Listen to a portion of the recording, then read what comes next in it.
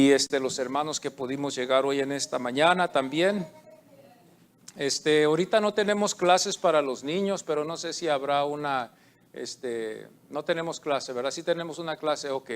Tenemos una clase pequeña para los niños y seguimos adelante los que hemos llegado hoy en esta mañana para bendecir y alabar el nombre del Señor. Como ustedes saben, todavía vamos a seguir hablando, ¿verdad? Concerniendo una falsa esperanza que se halla hoy en estos tiempos en el mundo. Y queremos ir a Primera de Juan, al capítulo 4. Aquí es donde nos vamos a estar basando hoy en esta mañana. Si usted tiene su Biblia. Si no tiene una Biblia, allá atrás tenemos Biblias, una en inglés o en español, para que pueda usted seguirnos en las Escrituras. Pero vamos a estar leyendo aquí en Primera de Juan, en el capítulo 4, y vamos a estar hablando de la falsa esperanza que se está predicando hoy en estos tiempos.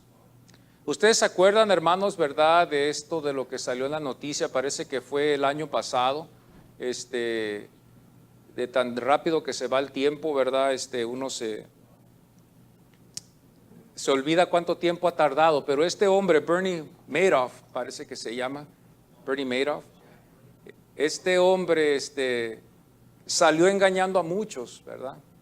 Engañó a muchas personas que tenían mucho dinero y que tenían su esperanza en esta aseguranza, esta seguridad que ellos tenían ahí ahorrada, estos ahorros que ellos habían puesto a un lado para después retirarse y poder echar mano de ello. Por mucho tiempo muchos estuvieron invirtiendo allí, ¿verdad? Sus finanzas y su vida, su trabajo, su esfuerzo, su sudor.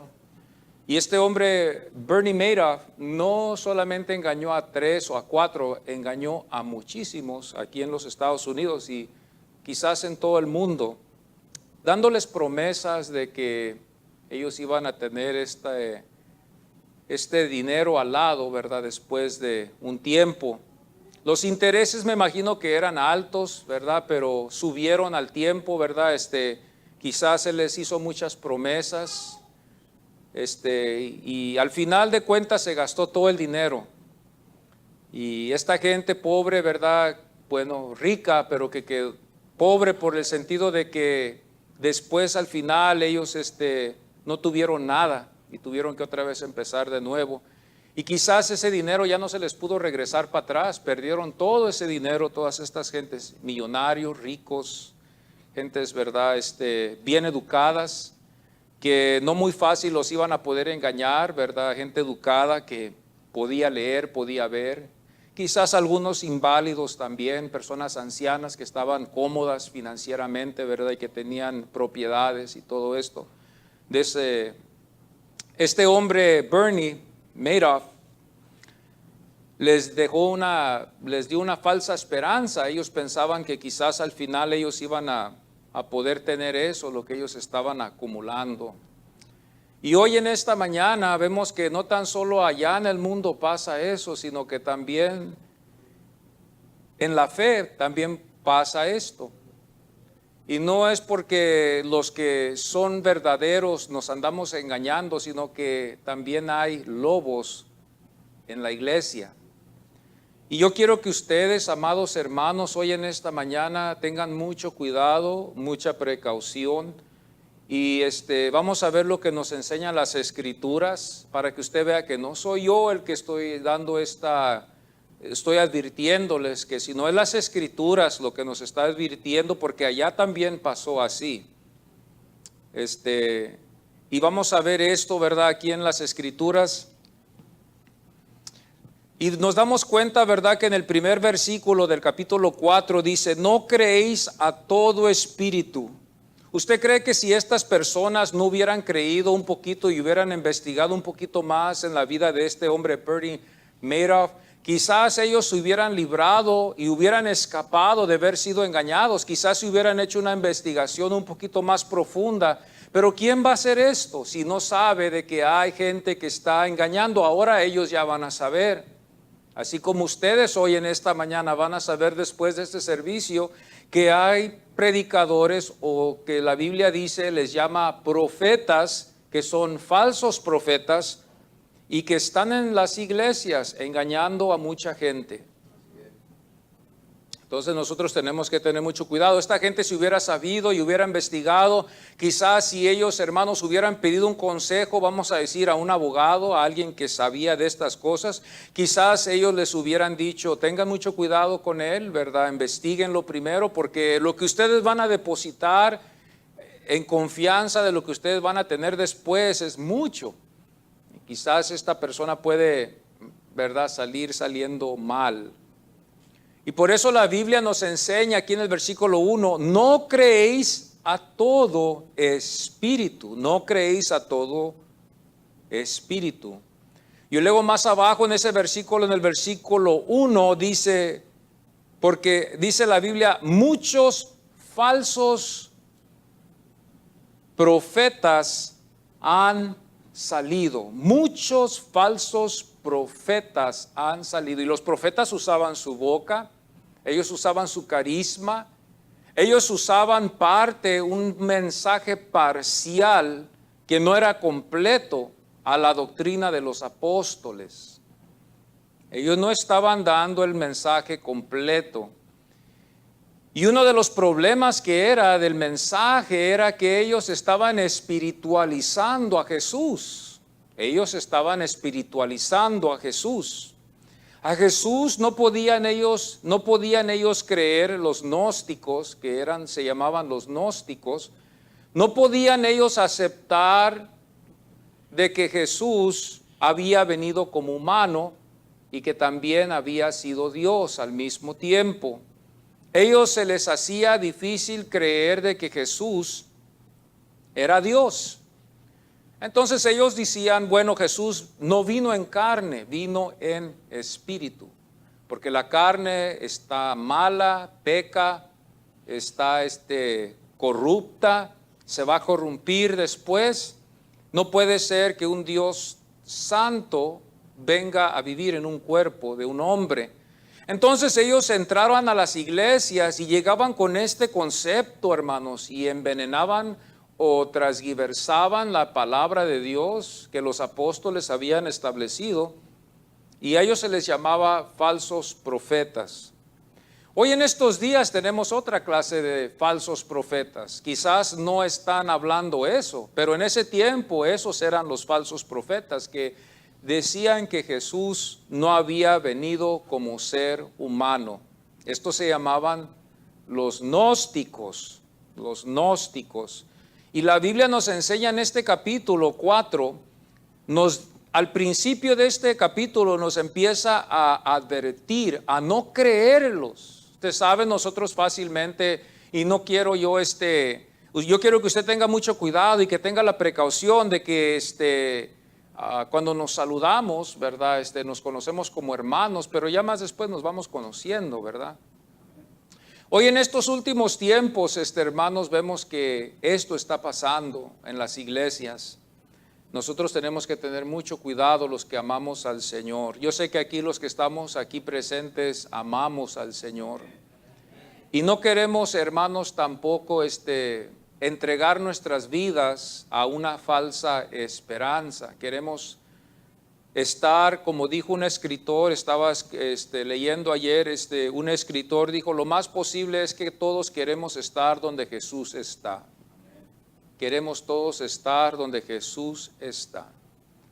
Jesús no habló muy claro, ¿verdad? En la Biblia, en los evangelios, en los 4 evangelios, no habló muy claro él de la gloria, cómo iba a ser allá. En los evangelios nos da nomás una idea, pero no habla claro del cielo. Cuando usted va a los evangelios no va a haber mucha claridad, pero nos da a entender que hay una vida después de esta vida. Y el escritor nos enseña, ¿verdad?, que aunque él no nos haya hecho muchas promesas y haya clarificado todo lo que está allá en la eternidad, lo más seguro es que nosotros queramos estar donde Jesús está. Lo más seguro es que yo quiero estar donde Jesús está, que se considera el Hijo de Dios y que se proclamó como el Hijo de Dios. Aunque Él no llegó al mundo diciendo, yo soy el Hijo de Dios, mírenme a mí. Ni dijo, todos doblen rodilla porque yo soy el Hijo de Dios, sino que Jesús, cuando usted lee la Biblia, se da cuenta que Él supo cómo conducirse y nos deja a nosotros la opción de decidir si queremos creer o si queremos dudar. En la Biblia sí nos deja la opción de creerlo o de rechazarlo. Amén. El versículo 3 dice que este espíritu que estos falsos profetas tienen es un espíritu que se llama el anticristo, el espíritu del anticristo, el que está en contra del Cristo que vino a morir en la cruz del Calvario por usted y por mí. Es un espíritu que anda y que como ese espíritu y puede traspasar paredes, también puede traspasar cuerpos y puede entrar en nuestras mentes y poner ideas en nuestras mentes para que nosotros hablemos algo en contra de lo que está escrito en la Biblia. Por eso tenemos que tener mucho cuidado.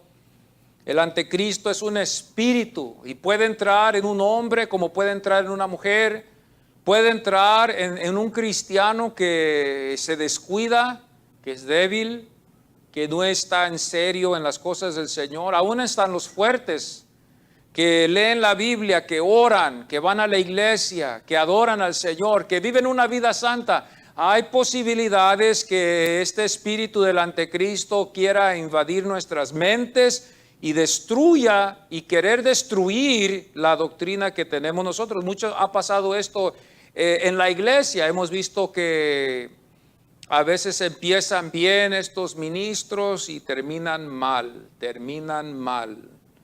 porque hay un espíritu del anticristo que anda en el mundo y, hermanos, él quiere destruir la iglesia del Señor. Él está buscando destruir iglesias. Esta iglesia él está buscando destruirla. Pero, hermanos, no lo vamos a dejar, ¿verdad? Vamos a orar por este ministerio, vamos a orar para que el Señor siga floreciendo este ministerio. No debemos de dejarlo al enemigo que nos venza. Y el versículo 6 de este capítulo dice, el espíritu de error, es el mismo espíritu, el espíritu del falso profeta, el espíritu del anticristo, y el espíritu también es un espíritu de error. ¿Por qué es un espíritu de error? ¿Comete muchos errores? No, es que es en contra de lo que es verdadero en las Escrituras. Dios es verdad. Jesucristo dijo, yo soy ¿qué? El camino, la verdad y la vida. Entonces, el anticristo entonces es el camino de error y no es el camino. Y es la muerte, si lo podemos decir así. Si él se identificaría como Jesús se identificó, que él es la vida, el camino y la verdad, la vida, el camino y la verdad, él es lo contrario de la vida, que es la muerte. Él no es el camino. Y él es el error, no es la verdad.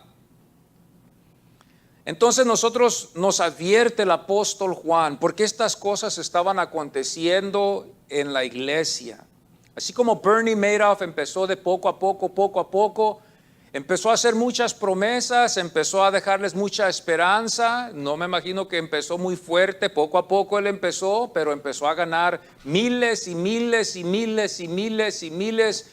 Y no he investigado yo qué fue la razón por qué este hombre después quebró y empezó a tomar de ese dinero, pero por alguna razón ha de haber quebrado, quizás no administró bien el dinero y quizás se vio con esa gran necesidad y empezó después a seguir su negocio, pero ahora no estaba reservando ese dinero, sino que ya se lo estaba robando. Sus necesidades de él, sus ambiciones, sus avaricias, sus deseos carnales quizás lo llevaron a gastar, lo llevaron a llevar una vida muy lujosa, una vida de riqueza, una vida de prosperidad a este hombre Bernie Madoff. El amor al dinero lo llevó a engañar y a mentir y a empezar a mentir, y ya empezaron los números y empezaron los nombres a acumularse, empezaron a entrar el dinero, miles y miles y miles de pura gente próspera, pura gente de dinero. Él no se metió mucho con los de bajos recursos, él se preocupó mejor meterse con los de altos recursos y se preocupó él de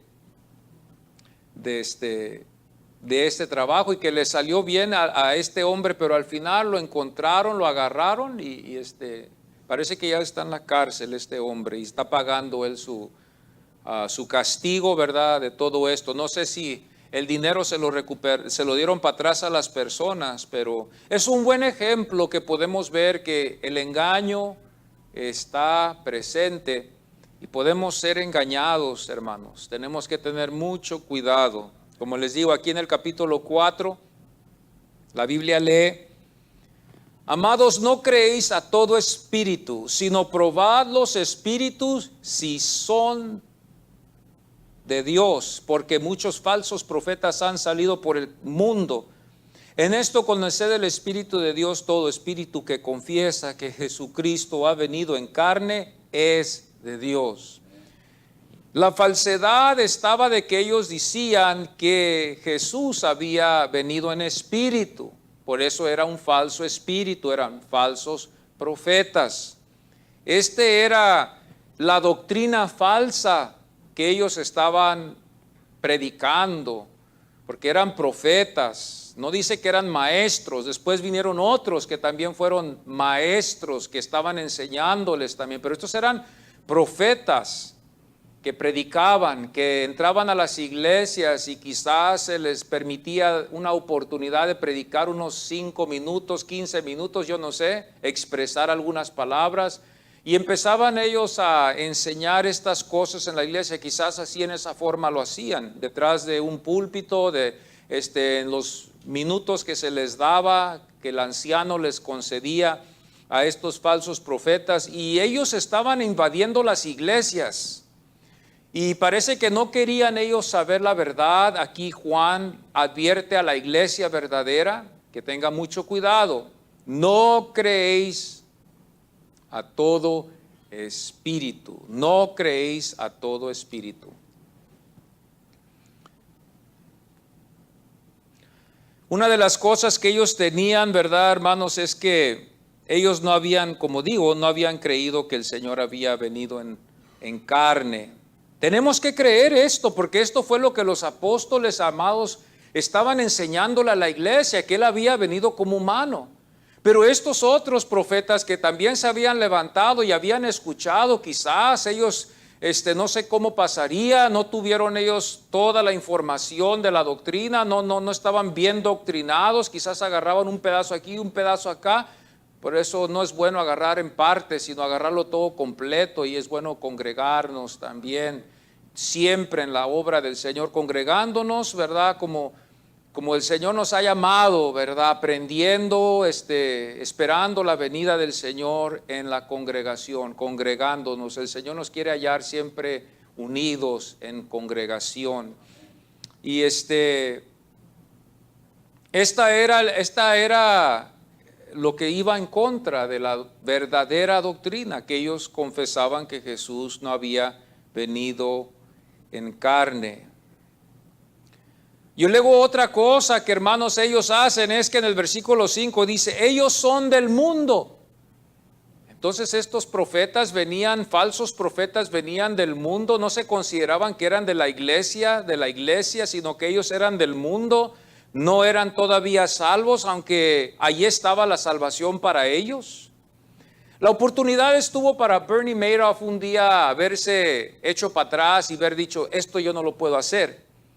Voy a mejor a dejar esto así y no voy a engañar a la gente. Pero parece que la avaricia, que llegamos a ver que es el pecado, lo empezó a llevar más y más y más, y años tras años pasaban.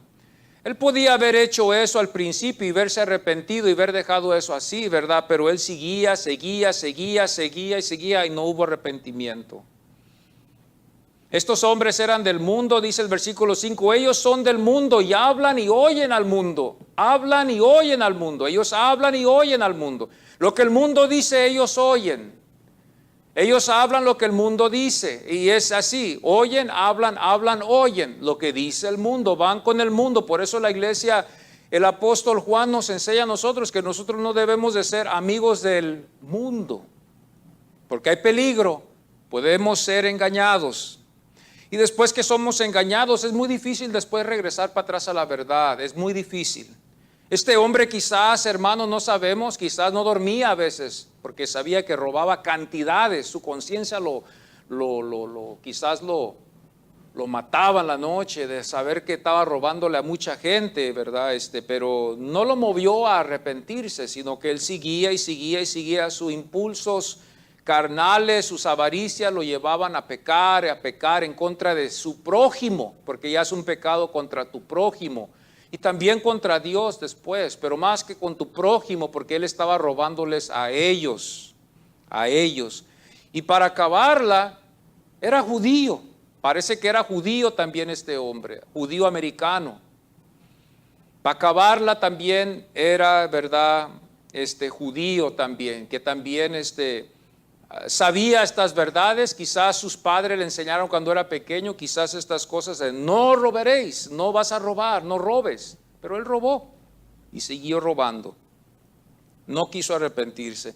Yo no sé ahora si él está en la cárcel, se ha arrepentido, quizás él ya se haya arrepentido, quizás él ya hoy escucha el evangelio y ya va a la iglesia todos los domingos y va a los estudios bíblicos entre la semana.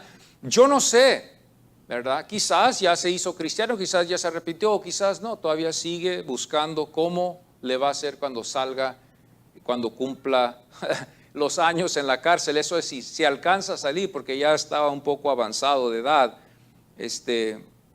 Lo verdadero, vamos a ver. Ahora, esto es lo que vamos a tener que tener mucho cuidado nosotros en discernir estas cosas, como nos enseña este capítulo. Una de las cosas que es muy importante es que nosotros sepamos que el Señor vino en carne, que los evangelios enseñan que el Señor vino en carne y que no es espíritu. El Señor vino 100% Dios y también es 100% hombre. No podemos quitarle ni quitarle un poco a lo de Dios, ni quitarle un poco a lo del humano. Son cosas que a veces no podemos entender, ¿verdad? ¿Cómo puede ser que Dios habitó en el cuerpo de Jesús? Y por eso todo tiene que ir en acuerdo, si no califica a Jesús para ser nuestro Salvador. Él tuvo que redimirnos. Ahora, voy a dejarles esto para que ustedes puedan entenderme. Si Jesús no hubiera sido 100% Dios, entonces hubiera sido otra deidad. Si Jesús no hubiera venido, si Jesucristo no hubiera venido del Padre, hubiera sido una creación como un ángel, ¿verdad? Hubiera sido una creación como un ángel, como un arcángel, como un serafín. Hubiera sido considerado como una creación, ¿verdad? Él tuvo que venir del Padre, Él tuvo que estar en el Padre, Él tuvo que existir en el Padre desde que el Padre ha existido, que no tenemos nosotros fechas, ni podemos nosotros contestar estas profundidades, porque nuestras mentes son muy finitas, no pueden entender estas cosas profundas, pero tratamos de entender lo mejor que podemos, tratamos de entrar hasta donde podemos y ya después nos salimos de ahí, porque no vamos a poder entender estas cosas con la mente. Entonces, si Jesús hubiera sido una creación como los testigos de Jehová, tenemos que tener mucho cuidado con esta clase de secta. Es una secta, los testigos de Jehová, que todos ustedes lo saben.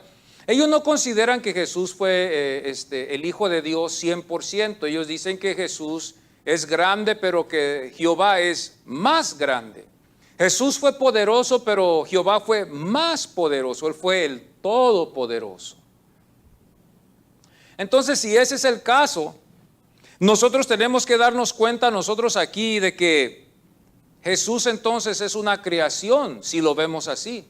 Y si nosotros vamos a ver a Jesús como una creación, entonces nosotros somos idólatras en un sentido, porque estamos adorando no a Dios, sino que estamos adorando a una creación de Dios. Y una de las cosas que la Biblia nos enseña es que Dios dijo: yo no compartiré mi gloria con nadie. Quédese eso en tu mente siempre, hermanos. Quede eso en tu mente de que Dios no va a compartir su gloria con nadie. Con nadie. Entonces, ¿cómo la puede compartir con Jesús o Jesucristo? Porque Jesucristo viene de Dios, no es una creación. Entonces, si usted ve, hermano, ¿verdad? Que a Cristo lo adoramos es porque, y que Dios lo recibe es porque Jesucristo es el Hijo de Dios, no es una creación. La Biblia nos enseña que los ángeles no quisieron recibir honor del hombre. A Juan en Apocalipsis le dijo, no te postres, no me adores a mí, porque yo soy un siervo igual que tú. Y el que estaba llevando a Juan en esa visión era un ángel. Un ángel no se debe de adorar nunca, porque es una creación. Es como adorar a la madre de Jesús. No se debe de adorar a la madre de Jesús. Se respeta, se considera, ¿verdad?, que ella fue la madre de Jesús, pero hasta ahí nomás. Nosotros podemos adorar a Jesús porque Jesucristo es el Hijo de Dios, es la encarnación, es la palabra, es el verbo de Dios. Él vino de Dios, no es una creación, Él es el creador. Por eso cuando nosotros vemos su deidad en los evangelios, que Él pudo controlar el clima, Él pudo producir de pocos panes, muchos peces. Pudo sanar enfermedades que habían algunos nacido, como el ciego que había nacido ciego. Ese no se hizo ciego, no se convirtió ciego a los años, sino que él había nacido así con ese defecto. Y Jesús lo sanó de su vista, le dio nuevos ojos para que él pudiera ver. El único que iba a poder hacer eso era Dios. El único que lo iba a poder hacer eso era Dios. Entonces estos gnósticos decían, no puede ser posible. Sí, Jesús tiene poder, sí, Jesús es el Hijo de Dios, pero no vino en carne. Hermano, ellos estaban hablando con el apóstol Juan. Ellos hablaban con el apóstol Juan, que estaba, hermano, recostado en el pecho de Jesús. Cuando él hablaba con él, estaba muy cerca a él. Pedro también, lo conocieron a Jesús, comieron con él, hablaron con él. Salían en sus viajes misioneros, predicando el reino de Dios, predicando el evangelio. Ellos vieron sanidades, ellos vieron milagros. Aún hasta Pedro lo confesó como el Hijo del Dios viviente, y Jesucristo le dijo a él, carne ni sangre te lo ha revelado, sino mi Padre que está en los cielos te ha revelado eso. Hoy en estos tiempos tenemos que tener mucho cuidado con los testigos de Jehová, tenemos que tener mucho cuidado con los mormones, el mormonismo. Los mormones tienen un Jesús, igual que también los testigos de Jehová, pero no es el Jesús que está aquí en la Biblia. Ellos dicen que ellos tienen su Jesús, y su Jesús de ellos es hermano de Satanás. Es el hermano de Satanás, son gemelos, vamos a decirlo así, pero uno se hizo malo y uno se quedó bueno, que es Jesucristo, ¿verdad? Y los mormones dicen que hay muchos dioses, y empiezan ellos a transgiversar la Biblia, entran en unas interpretaciones falsas que no son apostólicas de los apóstoles en la Biblia. Entonces los mormones tienen otro Jesús que no es el Jesús que está en la Biblia. Toma tiempo para poder entender estas cosas, porque una de las cosas que a mí me costó entender es cómo pudo ser Jesús todo Dios. Pero cuando vamos al Antiguo Testamento y empezamos a ver algunas cosas, empezamos a entender nosotros bien que Él vino de Dios, Él vino de Dios, Él estuvo con Dios. Y Dios envió ese sacrificio para salvar a la humanidad. Fíjense bien que el Cordero que Dios produjo fue el único que pudo, hermanos, terminar con el pecado, para que el hombre, para que usted y yo pudiéramos ser, ¿qué? Justificados por la fe. Por la fe en Cristo Jesús, en el verdadero Jesús, no en un falso Jesús, en un verdadero Jesús. Es muy importante que nosotros creamos en el verdadero Jesús, porque si no hubiera sido importante, aquí los apóstoles, que ellos sabían, hubieran dicho, no importa que Jesús adoren, nomás adórenlo. Al cabo, Dios sabe y conoce sus corazones de ustedes que van a ser engañados. Fijémonos bien que la Biblia no dice eso. Entonces no va a haber aún excusa tampoco para los que vayan a ser engañados, para decir, pobre persona, no supo leer, no supo oír, no tuvo tiempo. El Señor no va a perdonar a los engañados tampoco, hermanos. Por eso nosotros tenemos que tener mucho cuidado. Si Dios perdonara a los que están engañados, Dios es Dios. El que quiere poner un complaint puede hacerlo, pero va a ser con Dios. Porque conmigo, hermano, yo qué le puedo decir. Si usted quiere poner, si tú quieres poner un complaint, va a ser con el Señor. Entonces, dice aquí el versículo 4, mayor es el que está en vosotros. Hijitos, vosotros sois de Dios y los habéis vencido, porque mayor es el que está en vosotros que el que está en el mundo. El que está en el mundo es ¿quién? El anticristo. El que está en nosotros es Dios. Qué fácil es, ¿verdad?, poder confesar esto. Todos pueden decir yo tengo a Dios. Todos pueden decir yo tengo a Dios. Vamos allá, cuando terminemos aquí el servicio, vamos a salir para afuera y vamos a ver algunos y si vamos a salir a evangelizar o lo que sea, les vamos a hablar y vamos a decir yo tengo a Dios, yo tengo a Dios, yo esto y lo otro. Y nosotros nos quedamos, wow, ¿verdad? Qué interesante. Y más después vamos a ver en este capítulo que nos enseña qué es lo que tenemos que tener para poder calificar en que tenemos a Dios en nuestras vidas. ¿Qué es lo que tenemos que tener? Mayor es el que está en vosotros. El versículo 6 dice, el que conoce a Dios nos oye. El que no quiere oír, hermano, es que no es de Dios. Y solamente Dios puede levantar esa persona para que escuche la palabra de Dios. Ahora, no nomás porque vas a oír significa que ya eres salvo, pero podemos ver nosotros que es Dios el que abre la puerta para que tú puedas oír el evangelio. Fijémonos bien que Dios es el que está en control de todo. Porque si Dios no abre ese entendimiento para que tú oigas, tú no vas a oír el evangelio.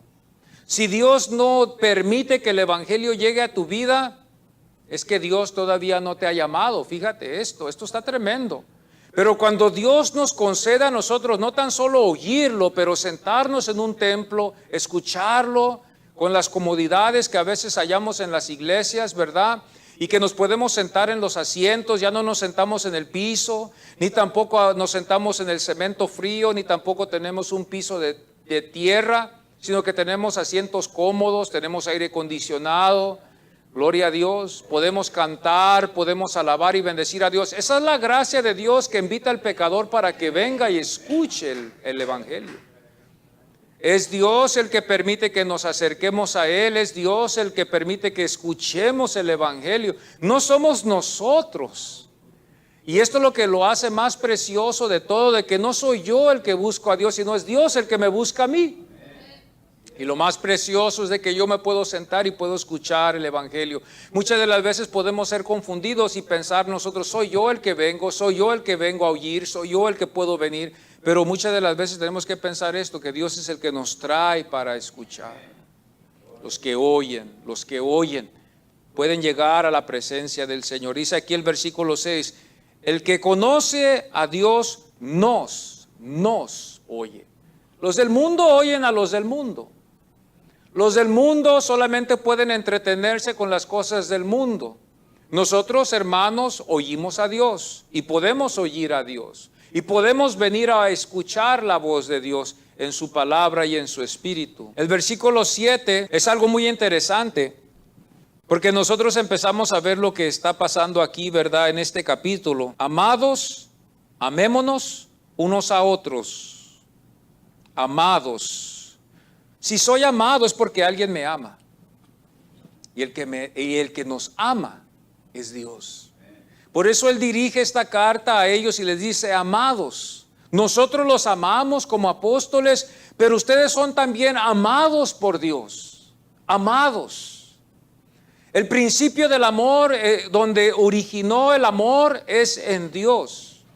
Muchas veces nosotros pensamos que inició en nuestras vidas, que el principio del amor inició en nosotros, pero esto empezó con Dios. Él es el que nos amó a nosotros primero y no nosotros a Él. Amados, amémonos unos a otros, dice el versículo 7, porque el amor es de Dios. Todo aquel que ama es nacido de Dios y conoce a Dios. El que no ama no ha conocido a Dios, porque Dios es amor.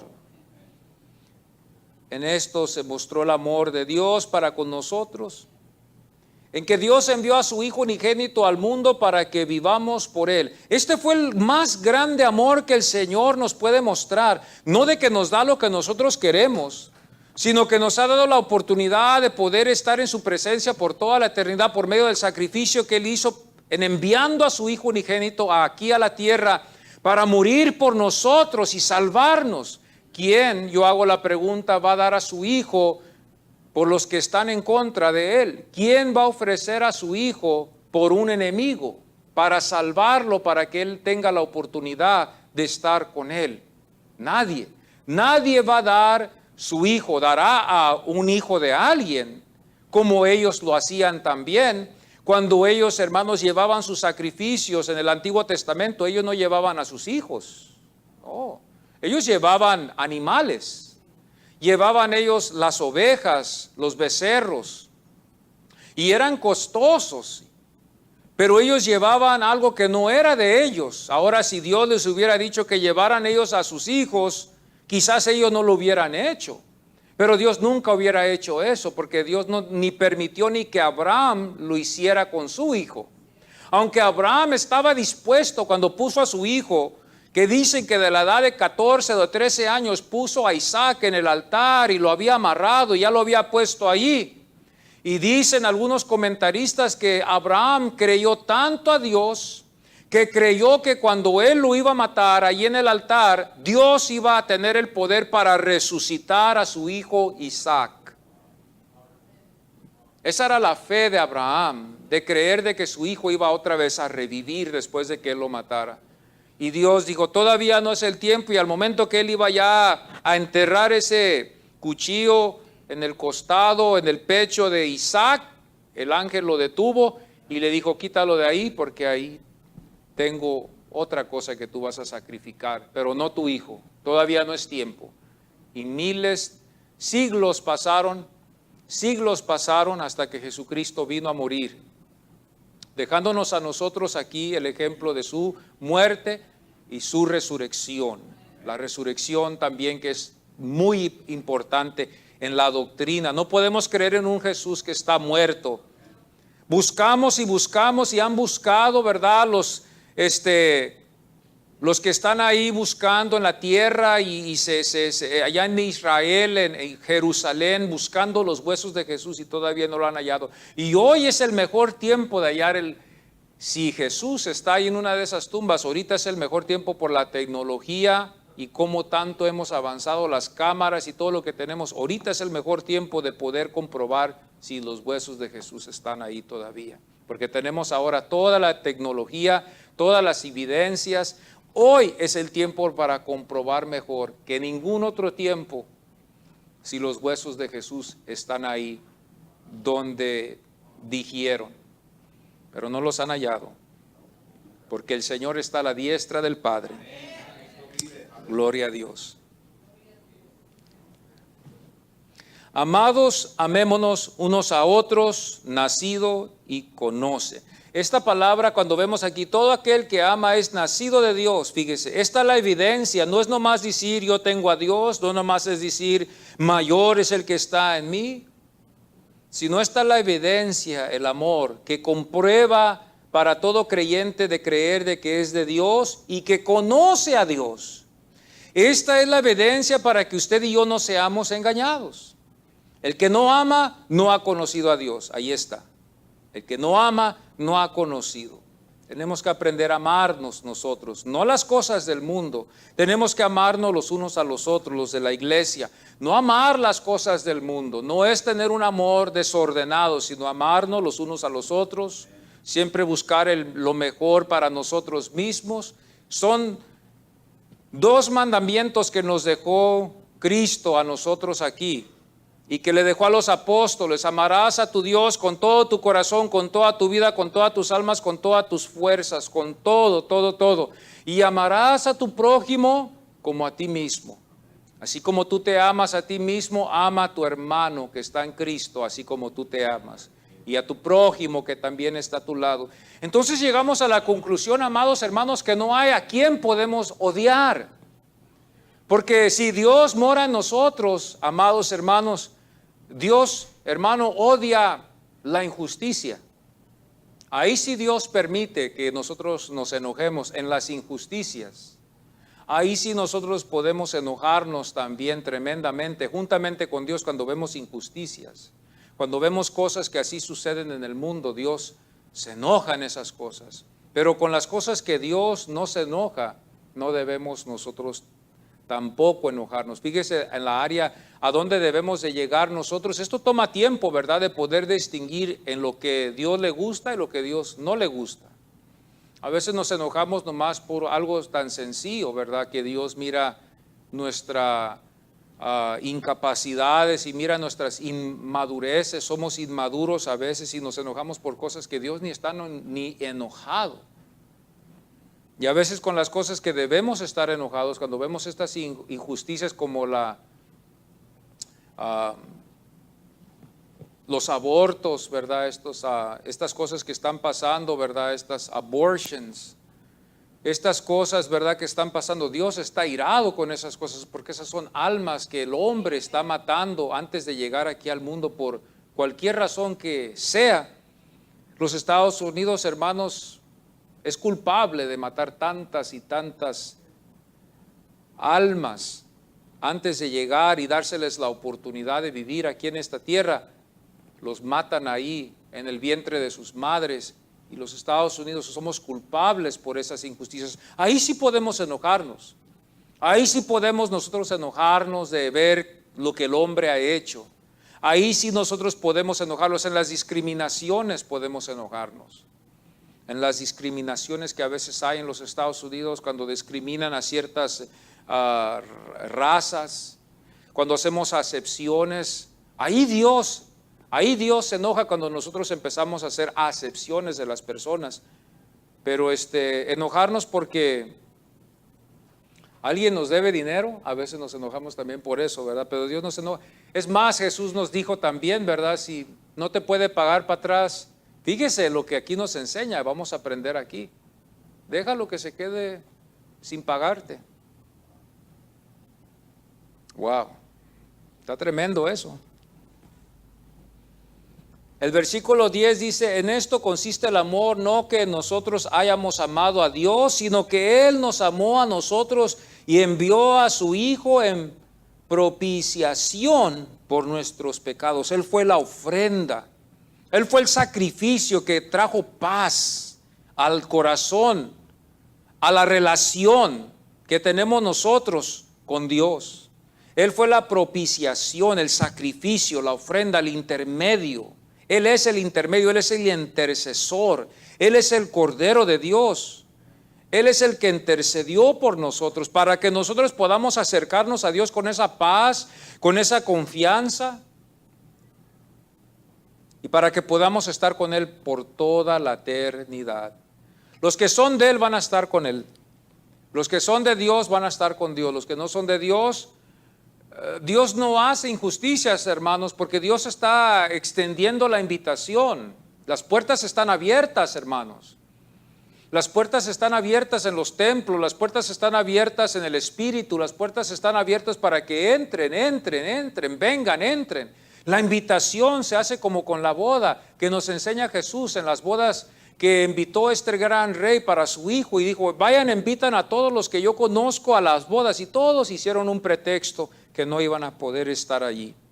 Después dijo: inviten a todos los que están allí que no conozco, y los invitaron también, y todos también se hallaron ocupados.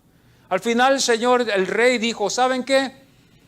Inviten a los cojos, a los ciegos, nomás la cosa es que llenen la boda, vengan, hasta eso.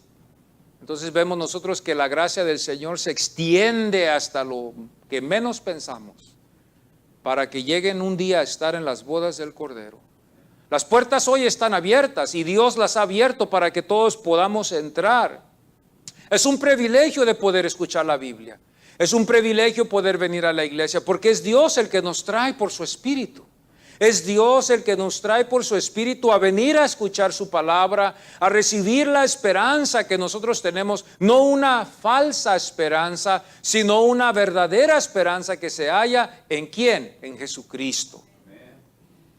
Pero la iglesia estaba en peligro.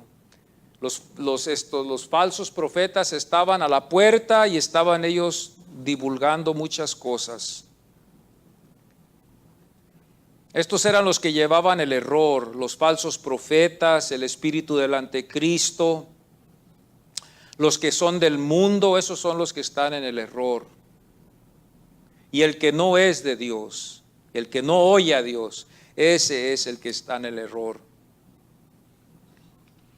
Cuando nosotros vemos estas cosas y vemos esta epístola, cuando usted vaya a leer este capítulo, usted se va a dar cuenta que aquí se trata este capítulo de amor y de Dios. De amor y de Dios. Cuando usted vaya a leer el capítulo 4 se va a dar cuenta de que se habla mucho del amor, de amar, de amados, amen, amo, amó, amar.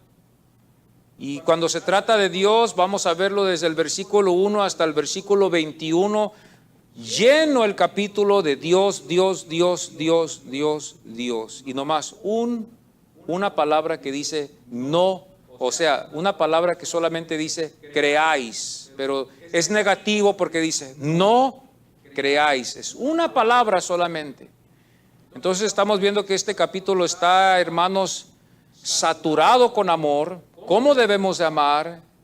¿Qué debemos de amarnos? Dios nos ama y vemos que Dios está en todo versículo, desde el versículo 1 hasta el 21, está desde el principio hasta el fin, vemos Dios, Dios, Dios, Dios, Dios, Dios. Y luego nos damos cuenta también que habla del mundo para darnos a nosotros un ejemplo. ¿A quién va a usar? El ejemplo va a ser el mundo que no está con Jesucristo. El mundo, el sistema donde el anticristo está gobernando. A ellos los está engañando el anticristo y el anticristo ya tiene todo listo para su reino. Todo lo tiene listo. Todo lo tiene listo. Cuando nosotros nos damos cuenta de estas doctrinas que hay hoy en estos tiempos, como la ciencia cristiana, Christian Science, no tiene nada que ver con el cristianismo. La fundadora que fue Mary Baker, nosotros no tenemos nada que ver con esa iglesia. Esa iglesia no es de Cristo.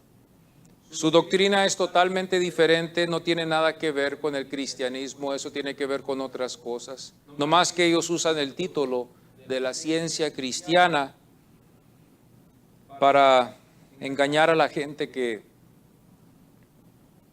no está en la palabra del Señor. Nunca vayan a entrar a esas iglesias, tengan mucho cuidado de entrar en esas clases de reuniones, en esas iglesias donde Christian Science. El fundador de ello lo fundó esta doctrina desde el 1822, este hombre, 1822 se fundó esta doctrina de la Christian Science y ha crecido grandemente y se consideran ellos también cristianos. También los de la palabra de fe, Word of Faith, que se dice también en inglés, que también ellos también tienen sus fundadores también, Word of Faith, que muchas veces ellos también se consideran también como cristianos, son de los que hablan de la confesión positiva, confiesa lo positivo, confiesa lo positivo, confiesa lo que no existe y va a venir en existencia, llamando cosas que no existen como si fueran. Tienen también ellos la doctrina de los diosesitos, que se dicen que ellos son dioses porque ellos fueron hechos en la imagen de Dios, y sacan ellos unas cosas tan tremendas que empiezan ellos a querer ellos decir, ¿verdad?, que nosotros también somos dioses porque nuestro Padre es Dios y es lógico, ¿verdad? Nuestro Padre es Dios, nosotros también vamos a ser dioses. Y vemos que ellos utilizan la Biblia en partes donde la Biblia dice, algunos dicen, parece que 2 o 3 salmos de que nosotros somos dioses, pero cuando uno busca la interpretación de lo que significa esa palabra, no está hablando de dioses como Dios, sino que está hablando de jueces de los que juzgan. De los que juzgan. Y empiezan ellos a sacar esta doctrina, los de la palabra positiva, ¿verdad? Word of faith, ¿verdad? Estos, ¿verdad? Que sacan estas clases de doctrinas de los diosesitos como Copeland, Creflo Dollar, todos los que se juntan en ese equipo, Jesse Duplantis, todos esos hombres, ¿verdad? Que andan en ese grupo y que su líder, ¿verdad? Es, por eso, hermanos, este hombre, Donald Trump, es triste ver, ¿verdad?, su cristianismo que él está profesando, porque él dice que ahora él es salvo. Pero él está entre ese grupo de la prosperidad. Él es uno de sus feligreses, uno de sus seguidores de ellos, porque ellos oraron por él, porque él está buscando más poder, está buscando que Dios le dé la victoria que él anhela tener para llevar esta nación a otro nivel, y que sí la va a llevar a otro nivel, pero no va a ser el nivel que nosotros vamos a querer. Va a ser un nivel negativo, Donald Trump. Y él se anda juntando con este grupo de Copeland, Creflo Dollar, Paula White también, que ella también es una de sus, ella es la que lo aconseja, fíjese. Ella es la que lo aconseja a este hombre, Paula White, una mujer. Estas personas de esta confesión de fe, ¿verdad? Positiva confesión de fe, Word of Faith Ministries. Ellos están nomás detrás del dinero. Ellos están detrás del dinero y ellos están predicando un evangelio. Ven, Dios te va a prosperar, Dios te va a sanar, Dios va a hacer tantas cosas, dándoles a la gente falsas esperanzas. Las gentes están orando por ellos, los que están ahí están orando también por ellos supuestamente, y Dios no está haciendo nada en muchos de esos casos. Siguen las personas iguales, porque Dios no está interesado en hacer gente rica, sino que el Señor está interesado en salvar a las almas. Pero esta es una doctrina que está saliendo hoy, que tenemos que tener mucho cuidado. Estos son los gnósticos para nosotros. No que ellos son gnósticos, pero estos son como un ejemplo de los gnósticos que vienen en contra de lo verdadero que nosotros estamos hablando. Ellos aún hasta para justificar ellos su doctrina dicen que Jesús fue rico, que Jesús tuvo dinero, que Jesús tuvo casa, que Jesús estaba interesado en el dinero, que Él prosperó. Y todo esto ellos lo usan. Hablan ellos de que ellos fueron transportados al cielo, ¿verdad? Hay uno que se dijo que se transportó al cielo y que llegó al cielo y que alcanzó hasta hablar con Dios. Jesse Duplantis. Este hombre dijo, yo hablé con Dios, Dios me comentó a mí, ¿verdad? Y hace hasta algunas preguntas que dice que Dios le hizo a él. ¿Qué hago con esto? ¿Qué hago con lo otro? Y que él supuestamente estaba aconsejando a Dios en cómo debería de hacerlo. Y iban a las iglesias, lo invitaban y escuchaban su testimonio. Y este hombre, hermano, salió con la suya, escribió su libro de que él fue transportado al cielo supuestamente. Yo estaba muy enfocado en eso cuando yo apenas me había convertido como cristiano. Estaba viéndolo y estaba dudoso, no estaba seguro si creerlo o no creerlo, pero dije yo, ellos usan esto, lo de Pablo. ¿Se acuerdan ustedes cuando Pablo habla en 2 de Corintios de que él subió al tercer cielo? Ellos utilizan eso y dicen, Pablo pudo hacerlo, nosotros también pudimos ir al cielo igual que Pablo, porque estamos en la gracia, dicen ellos. Pero la experiencia que Pablo tuvo fue de Pablo. Pero estos hombres andan usando esto para el dinero. Dicen que ellos han sido transportados al tercer cielo. También ellos tienen una doctrina que también ellos creen en tumbando a la gente en el espíritu. Usted ha visto estas iglesias donde andan tumbando a la gente en el espíritu, que también no es bíblico. No hay una base bíblica. Ellos lo único que pueden decir que ese es Dios, es el espíritu. Muchas de las veces yo no creo que es de Dios porque no está en la Biblia y no necesitamos nosotros sujetarnos a esas clases de movimientos. Y nosotros lo hemos visto, lo hemos experimentado. Pero cuando nosotros empezamos a escudriñar las escrituras, yo llego a ver que aquí no está en ningún lugar donde ellos oraban por la gente y caían ellos bajo el poder del Espíritu, como ellos dicen. Estas son cosas que ellos están sacando para engañar a la gente. Para engañar a la gente, es todo. Usted quiere ser engañado y usted va a esos lugares, lo van a engañar. Y ese es el peligro. Pueden engañarnos a nosotros. Es tan fuerte lo que ellos usan. El ambiente cambia, el lugar, toda la gente que está ahí, todos hablan lo mismo, todos dicen lo mismo. Obligan a la gente a creerlo si no lo creen. Y llegan al punto a ver, si tú no crees lo que nosotros creemos, te dicen que tú no tienes fe, que tu fe está muy pequeña y que tú necesitas arrepentirte. A veces ellos dicen, yo voy a orar por ti para que Dios te sane, y si no sanas a la semana que ellos dicen que te va a sanar Dios, ellos dicen, es que no tuviste fe, no tuviste suficiente fe. No tuviste fe, hermano, dicen ellos. No tuviste fe, hermana, dudaste, ¿verdad? Y la pobre hermana, como no sabe, sí, cierto, dudé un poquitito, Dios lo vio. Yo hice lo que yo tuve que hacer. Si dudamos o creemos, Dios va a sanarnos, amados hermanos, si Dios quiere. Yo he visto Dios sanar a gente que cree como gente que no cree, Dios los ha sanado. Yo he visto ateos que Dios ha sanado y que dicen, no creo que Dios me sanó. Hay testimonio de eso. Hay ateos que a veces, hermanos, Dios los ha sanado. Está escrito, ateos que dicen, yo rehúso creer que Dios me sanó. Esto fue un error del doctor. Estaba yo leyendo una vez que un hombre estaba pronosticado supuestamente con cáncer. Y compartió con otro, que era el otro que estoy hablando, ese era ateo. Y le compartió de lo que Dios había hecho con él, cómo él había sanado de ese cáncer. Y él dijo, bueno, pues los doctores también cometen errores a veces. Entonces, hermanos, a veces a las personas no necesitan necesariamente creer que Dios los puede sanar. Si Dios quiere, Dios los sana. Ahí en el hospital, ahí donde están en la cama, a veces nosotros podemos ir a un lugar, oramos por ellos, los ungimos con aceite y queremos que esas personas sanen porque queremos ver el milagro. Y si Dios quiere, Dios los sana. Y a veces Dios demora la sanidad.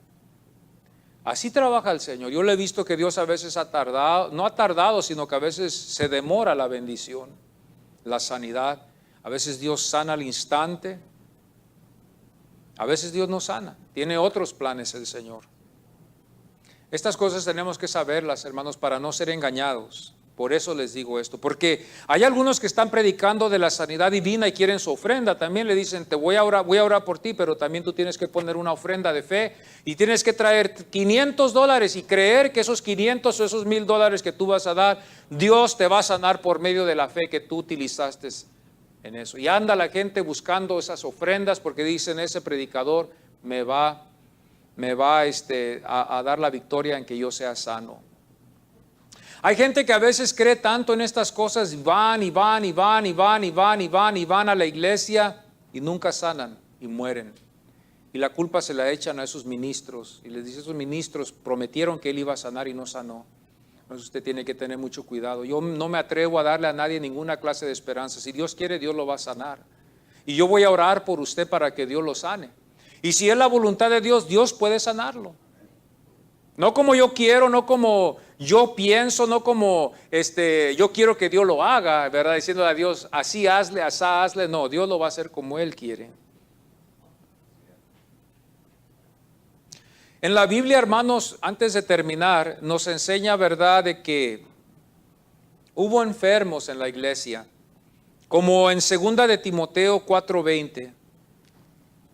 2 de Timoteo 4:20. Arasto se quedó en Corinto y a Trófimo dejé en Mileto enfermo.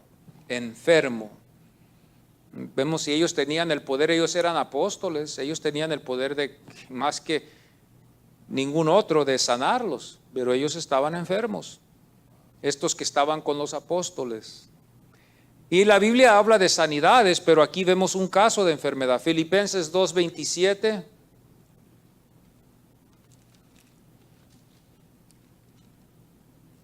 Pues en verdad estuve enfermo, a punto de morir, pero Dios tuvo misericordia de él Y no solamente de él, sino también de mí, para que yo no tuviese tristeza sobre tristeza. Pues en verdad estuvo enfermo.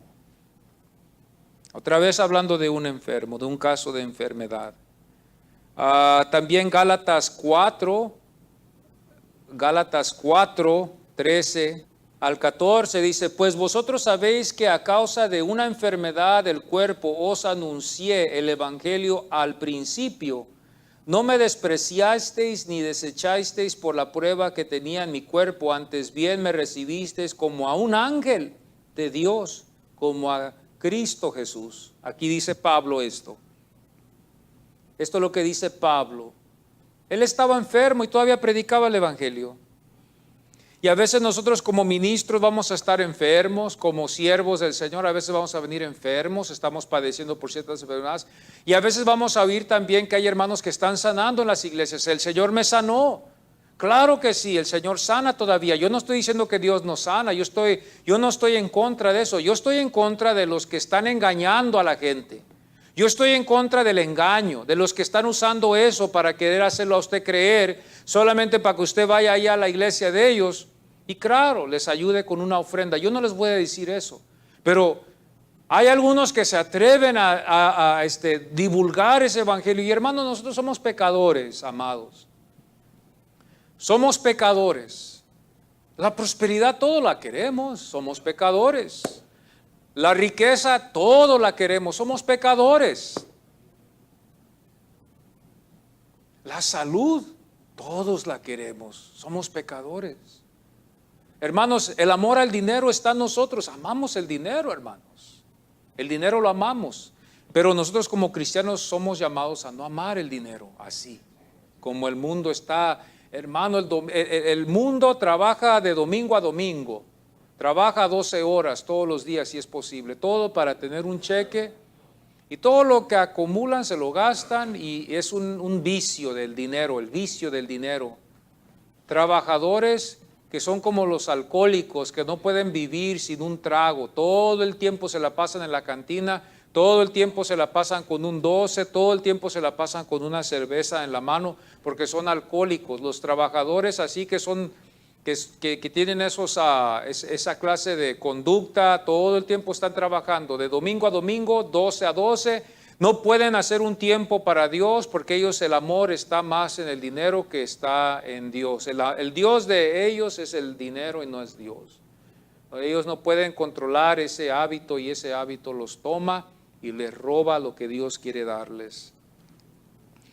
Entonces, 2 de Corintios, el apóstol también, 2 de Corintios 12, 7 al 9, y para que la grandeza de las revelaciones no me exalten desmedidamente, me fue dado un aguijón en mi carne, un mensajero de Satanás que me abofeté para que no me enaltezca sobremanera. Y aquí Pablo está hablando de una enfermedad que él tenía. Y Dios permitió que, algunos dicen que no fue una enfermedad, algunos dicen que fue espiritual, ataques espirituales que Pablo pasaba, pero eran ataques, sufría, era afligido, solo porque Dios le había dado ese privilegio de entender las escrituras y poder dejarnos estos preciosos libros, epístolas. Pablo fue un hombre que fue el maestro de los gentiles y aún hasta el maestro de la iglesia, si lo podemos decir así, más que Pedro y más que ningún otro. Pablo fue un maestro, hermanos, que podemos confiar en lo que él nos ha dejado, y Dios permitió que él se enfermara, Dios permitió que él pasara por esas aflicciones, esos sufrimientos. Entonces, para que un predicador me diga a mí, tú siendo cristiano ya tu vida va a ser fácil, va a ser próspera, no vas a estar enfermo, no va a haber problemas, no va a haber dificultad, sería una mentira, hermanos. Hay buenos cristianos que mueren. Es más, los cristianos, yo estuve hablando con mi esposa y no se vayan a asustar. Nosotros como cristianos no debemos de tenerle miedo a la muerte, pero yo le hago, de ahorita le digo yo esto, que si yo les hiciera la pregunta, ¿tenemos miedo de morir? Algunos de nosotros íbamos a decir sinceramente, sí tengo miedo de morir, no quiero morir. Y quizás no es porque no estamos seguros o porque no estamos listos, sino porque la carne no quiere morir. Queremos seguir aquí en esta tierra, pero La muerte va a venir, si el Señor tarda en su venida, todos vamos a ver la muerte, nadie quiere morir, pero vamos a pasar más tiempo con el Señor por toda la eternidad. Nosotros los cristianos la muerte la debemos de ver como el sueño. Estaba yo leyendo ayer, ¿verdad? Que antes los cristianos cuando pasaban a mejor vida, les decían a los que morían, ¿verdad?